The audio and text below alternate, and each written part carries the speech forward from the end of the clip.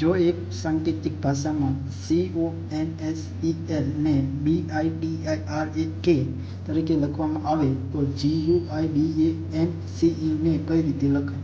તો જ્યારે પણ આપણને આવી કોઈ સાંકેતિક ભાષાને વાપરવાનું કીધી હોય, જ્યારે કે ABCD છે તો પેલા આપણે ABCD લખવાનું. કઈ રીતે લખશું? તો A થી M લખી સીધી અને એના નીચે ઉલટેથી N થી લઈને જેટલું.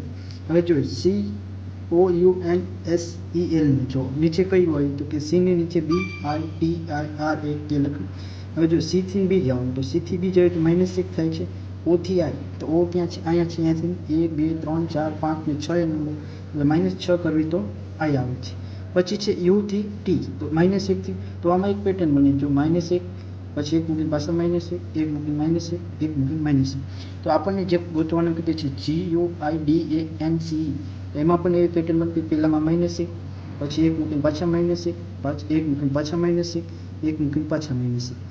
તો હવે જો તો G માંથી -1 કરો તો F, એક મૂકીને I માંથી -1 કરો તો H, A માંથી -1 કરો એ તો આપણને ખબર છે પહેલા આવે તો આપણે ક્યાંથી કરશું?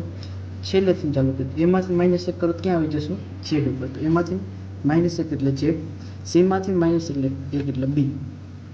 હવે બીજી પેટર્ન શું બને તો કે -6 થાય, -5 થાય, -5 થાય, 4 થાય. તો અહીંયા પણ -6 થયા, -5 થયા, -4 -3 થશે. તો U માંથી -6 કરો તો O આવશે. D માંથી -5 કરવાનું તો અહીંયા છે 1 2 3 4 ને 5. પાંચમા નંબર ઉપર કોણ આવે છે તો કે Y. તો આવી ગયું. તો જો FOHY હોય એ ઓપ્શન કયો છે? તો FOH છે. પછી અહીંયા Z છે, અહીંયા કોણ છે? Y. તો આપણો જવાબ કયો થઈ જશે? B.